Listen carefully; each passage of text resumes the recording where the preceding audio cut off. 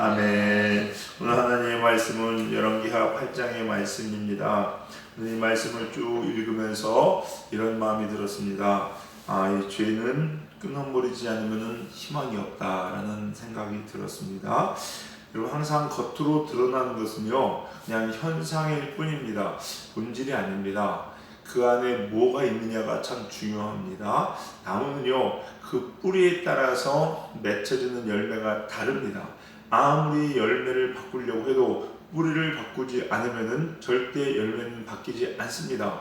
사과나무의 겉에다가 물감으로 배 모양을 그린다고 할지라도 그 나무는 사과나무입니다. 뿌리가 바뀌지 않으면 아무 소용이 없다는 거죠. 즉 근본부터 고치지 않으면 문제는 해결되지 않습니다. 여러분의 삶도 마찬가지고 우리의 삶도 마찬가지입니다. 우리 안에 있는 근본이 바뀌지 않으면, 뿌리가 변하지 않으면요, 겉에 일어나는 것들을 아무리 고친다 할지라도 결국은 또 일어나게 되어 있습니다. 오늘 본문의 말씀이 그런 것을 이야기하고 있지 않나라는 생각이 듭니다. 내용을 살펴보면 간단하게 이런 내용입니다. 앞에 있는 내용은요, 6절까지 내용은 수넴 여인의 이야기입니다.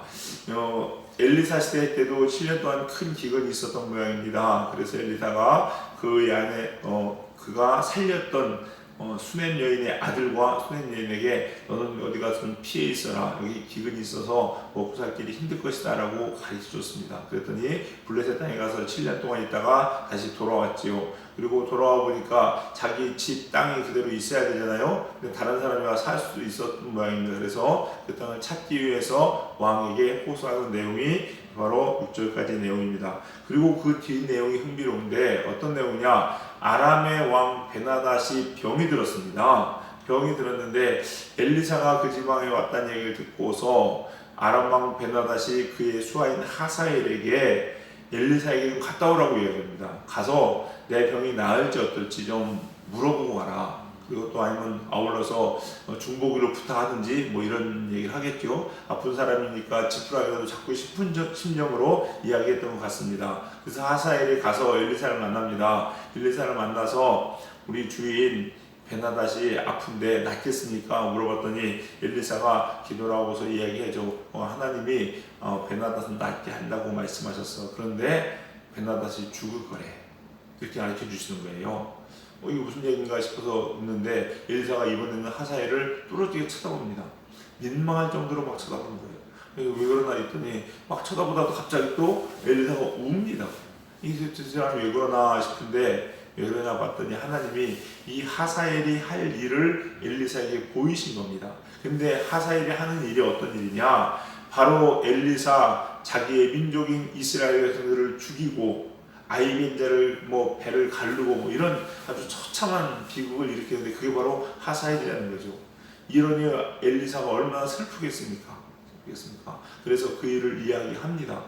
그리고 아니나 다를까 돌아갔는데 베나닷은 낫는데 그 다음날 하사엘이 이불에다가 물을 적셔서 한마디로 질식사시킨 겁니다. 그래서 죽입니다. 그리고 쿠데타를 일으켜서 자기가 아람의 왕이 되었다라는 내용이 오늘 15절까지 내용입니다. 그리고 16절부터 마지막까지 나와 있는 내용은 어떤 내용이냐, 이스라엘과 유대의 왕들, 요람 왕과 아하시아 왕에 대한 이야기인데 결국은 좋은 왕이다, 나쁜 왕이다, 나쁜 왕이다, 하나님께서 기뻐하시는 왕이 아니다라는 내용을 기록하고 있는 것을 볼 수가 있습니다. 근데 보면요, 16절부터 나와 있는 왕들 여호람과 아하시아는요, 여러분 그 앞에 왕이 여호사밧이거든요. 여호사밧은 선한 왕 중에 한 명이었습니다. 우리가 볼 때 이렇게 선한 왕 밑에 있으면 자녀들이 왕이 되면은 똑같이 선한 왕으로 좀 살면 얼마나 좋을까요? 아버지가 선했으면 그걸 보고 배우지 않았을까요? 그런데 왜 이 여호람과 아하시아는 악한 왕이 되었을까? 참 안타깝습니다. 안타까운데 그 이유를 오늘 본문에서 찾을 수가 있어요. 단초를 찾을 수가 있는데 뭐냐? 18절 한번 보시겠습니다. 18절에 이렇게 기록되어 있습니다. 그가 이스라엘 왕들의 길을 가서 아합의 집과 같이 하였으니 이는 아합의 딸이 그의 아내가 되었습니다. 아합의 딸이 여호람의 아내가 되었다는 겁니다. 즉 여호람은 누구를 아내로 맞아서 아합의 딸, 다른 말로 얘기하면 이세벨의 딸을 아내로 맞았다는 겁니다. 또 동시에 26절을 보시겠습니다. 26절을 보면은 아하시아가 왕이 되었는데 뭐라고 나오느냐, 그의 어머니의 이름은 아달랴라, 이는 이스라엘 왕 오므리의 손녀이더라. 오므리가 누굽니까? 아합의 아버지입니다. 아합, 즉 다른 말로 얘기하면은 아달랴인데 이 또한 아합의 자녀였다는 거죠. 자녀였다는 거. 그 오므리는요 악한 왕 중에 한 명이거든요. 오므리 다음에 아합입니다. 이 오므리 아합 시대가 참 극으로 달려가는 악으로 치닫습니다. 근데 그의 손녀가 누구냐? 아달랴라고 이야기합니다. 그러면 27절을 보시면요, 아하시아가 아합의 길로 행하여 아합의 집과 같이 여호와 보시기에 악을 행하였으니 그는 아합의 집의 사위가 되었음이러라. 이렇게 나와요. 이 여호람도 그렇고 아하시아도 그렇고 악한 왕이 된 이유는 뭐냐? 아합의 사위가 되었다. 아합의 집과 연관이 되어 있다, 안 되어 있다? 되어 있다는 겁니다. 즉 그 영향을 받았다는 겁니다. 우리가 유전자 얘기할 때 우성과 열성이 있습니다. 항상 보면요, 안 좋은 거의 영향을 더 훨씬 더 많이 받습니다. 우리도 그렇지요. 애들을 키우다 보면은요, 좋은 거의 영향을 받기보다는 악한 거의 영향을 참 많이 받습니다. 욕하는 거는요, 가르쳐 주지 않아도 참 잘합니다. 그리고 한 번만 들으면 까먹질 않습니다. 이게 죄의 영향력입니다. 우리 안에 있는 죄성이 그렇다는 거예요. 마찬가지입니다. 여러분 사시면서요, 여러분 집안에 흐르는 죄들 끊으셔야 됩니다. 끊으셔야 됩니다. 잘못된 것은요, 절대 받아들이면 안 됩니다. 혹 여러분 집안에 악한 것들이 있다면, 하나님을 떠나 있는 것도, 하나님 기뻐하지 않는 것들이 있다면요, 여러분이 감히 도전드리길래 평생을 그것을 끊는 것으로 사명으로 삼으셔도 나쁘지 않습니다. 그것도 하나님의 비전이라고 저는 생각합니다. 여러분, 인간적인 정에 끌려서 그럴 수도 있고 저럴 수도 있고라고 봐줄 문제가 아닙니다. 여러분, 이 죄의 문제는 우리가 살고 죽는 문제이기 때문에 평생 씨름하여 싸워서 끊어야 되는 게 이 죄입니다. 그래서 이 우리는 피 흘리기까지 싸우지 않느냐, 싸워야 된다고 강조하고 있는 게 바로 이 죄라는 거죠. 우리 사랑하는 성도님들, 여러분도 마찬가지입니다. 우리가 선한 왕이 되고 악한 왕이 되는 이 이스라엘과 유다의 왕들을 보면서요, 꼭 봐야 할 것은 뭐냐? 죄는 끊어야 된다는 거죠, 여러분. 연관이 되어 있으면 안 됩니다, 여러분. 우리 사랑하는 성도님들, 이 새벽에 다시 한번 간절히 부탁드립니다. 여러분, 꼭 여러분 가게에 흐르는 죄가 있다면은, 꼭 여러분 삶 가운데 끊지 못하는 죄가 있다면은 그 죄 꼭 끊으시기를 주님의 이름으로 간절히 축원합니다. 다시 앞의 내용으로 돌아옵니다. 앞의 내용 보면은 하사엘이 엘리사에게 왔지요. 왜? 자기 주인 베나단의 병 때문에 왔습니다. 그런데 이 엘리사가 베나단에 대한 이야기를 해준 이후에 하사엘을 뚫어지게 쳐다보다가 웁니다. 근데 우는 이유가 12절에 뭐라고 나오냐? 내가 이스라엘 자손에게 행할 모든 악을 내가 알미라. 그러면서 내가 그들의 성에 불을 지르며 장정을 칼로 죽이며 어린아이를 맺히며 아이 벤 부녀를 가르리라. 이렇게 엄청난 일을 하게 될 것이 하사엘이라는 겁니다. 그러면 여러분 어떻게 해야 될까요? 당장 하사엘을 잡아 죽이든지 없애야 되지 않을까요?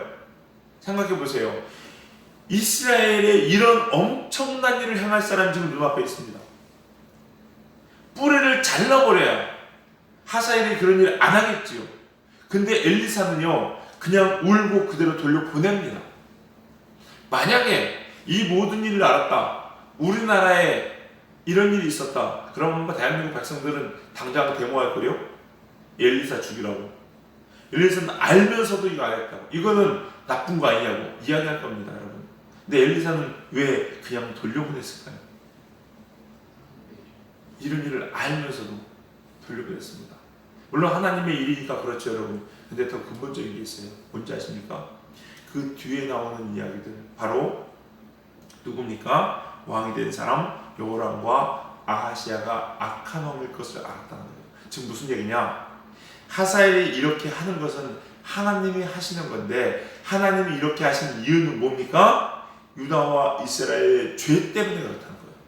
즉 다른 말로 이야기할까요? 하사엘이 이렇게 안 한다 할지라도 제2의 하사엘, 제3의 하사엘이 나와서 또 이런 일을 행하게 되어 있다는 겁니다. 왜? 누구 때문에? 여호람과 아하시아 때문에. 즉 하사엘이 아니고 하나님이 하시는 일이라는 거예요. 뭐 때문에? 유다와 이스라엘의 죄 때문에. 그러니 하사엘을 잡아 죽인다고 될 문제가 아니라는 겁니다. 그럼 뭐 해야 됩니까? 아하시아와 여호람이 백성들과 함께 하나님 앞에 돌아와야 된다는 겁니다. 다윗과 같이 하나님 앞에 와서 무릎을 꿇어야 하사엘이 없어진다는 겁니다, 여러분. 좀 전에도 말씀드렸듯이, 서두에도 말씀드렸듯이 뿌리를 제거하지 않으면요 그 열매는 계속 나오게 되어 있습니다, 여러분. 우리가 죄를 지으면서 하사엘을 가지고 욕하고 비방해봤자 아무 소용이 없다는 거죠, 여러분. 오늘 또 말씀드리겠지만 미리 말씀드립니다. 여러분의 코로나로 인해서 사태가 심각합니다, 여러분.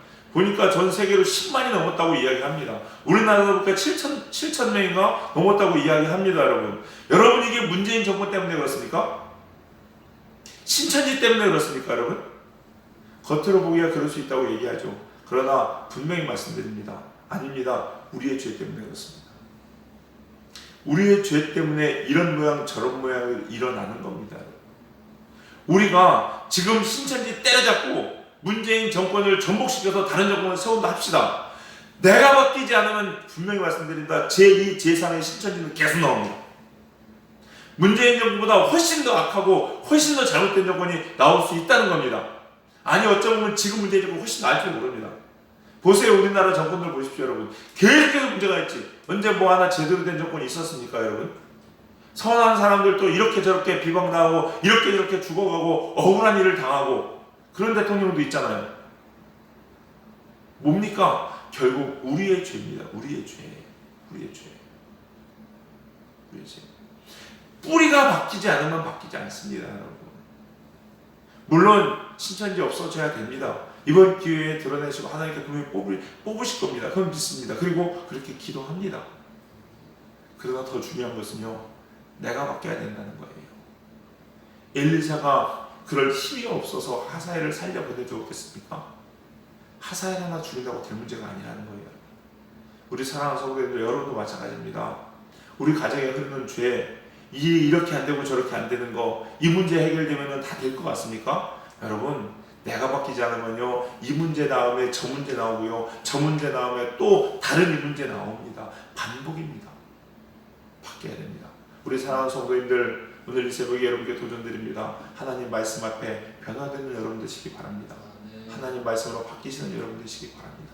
그래서 근본적으로 우리의 문제가 뿌리부터 바뀌는 해결받는 우리 성도님들 되시기를 주님의 이름으로 간절히 축원합니다. 기도하시겠습니다. 사랑과 은혜가 풍성하신 주님 감사합니다. 오늘 귀한 하나님의 음성을 듣습니다. 하나님, 저희들 주님 앞에 겸비한 당신의 백성들 되기 원합니다. 우리의 죄악을 끊어버리게 하여 주시옵시고 우리의 죄 다시는 범하지 않게 하여 주시옵시사. 하나님 앞에 바로 서는 저희들 될 수 있도록 인도하여 주시옵소서. 또한 이 나라의 민족 또한 우리 사랑하는 교회 또한 하나님 앞에 다시 한번 서는 귀한 시간 되게 하여 주시옵시고, 그래서 근본적으로 우리의 죄의 문제를 하나님 잘라버릴 수 있는 복된 우리 성도님들 될 수 있도록 인도하여 주시옵소서. 오늘 거룩한 성일입니다. 우리 사랑하는 성도님들 주님 앞에 나와 신령과 진정으로 예배드리며 살아계신 하나님의 음성 들을 수 있도록 축복하여 주시옵소서. 성령님께서 이 새벽도 함께 할 줄 믿고 감사드리며 예수님의 이름으로 기도했사옵나이다. 아멘.